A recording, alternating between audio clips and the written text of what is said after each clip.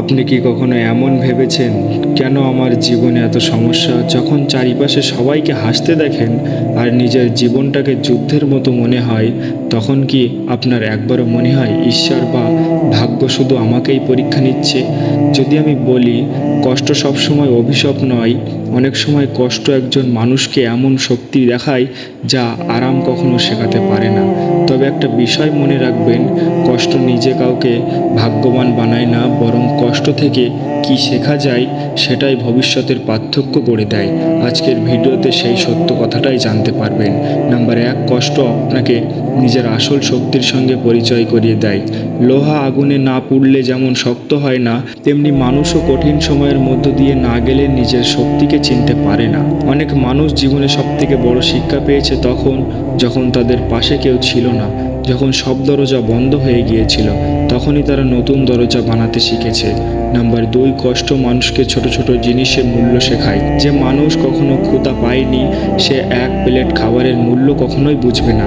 যে মানুষ কখনো একা হয়নি, যে সত্যিকারের একজন মানুষের মূল্য কখনোই বুঝবে না। কঠিন সময় আমাদের শেখায় কৃতজ্ঞতা কি, আর কৃতজ্ঞতা মানুষের প্রায় জীবনে ছোট ছোট আনন্দও গভীরভাবে অনুভব করতে পারে। নাম্বার 3, কষ্ট আপনাকে বদলে দেয়। দুটো পথ থাকে, প্রথম পথ কষ্ট অজুহাত বানিয়ে থেমে যাওয়া, দ্বিতীয় পথ কষ্টকে শিক্ষা বানিয়ে এগিয়ে যাওয়া। একই ঝড় কাউকে ভেঙে দেয়, আবার কেউ আরও শক্ত করে তোলে। পার্থক্য ঝড়ে নয়, পার্থক্য মানুষটির সিদ্ধান্তে।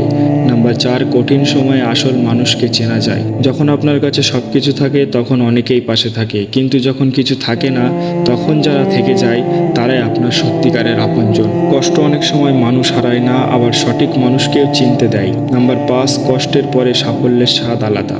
যে মানুষ সংগ্রাম করে একটা ছোট্ট সাফল্য অর্জন করে, তার আনন্দ অনেক সময় সেই মানুষটার চেয়ে বেশি হয় যে সবকিছু সহজে পেয়েছে। কারণ যে পথ কঠিন ছিল, সেই পথের শেষে দৃষ্টি অনেক বেশি মূল্যবান হয়। একটা ছোট্ট গল্প।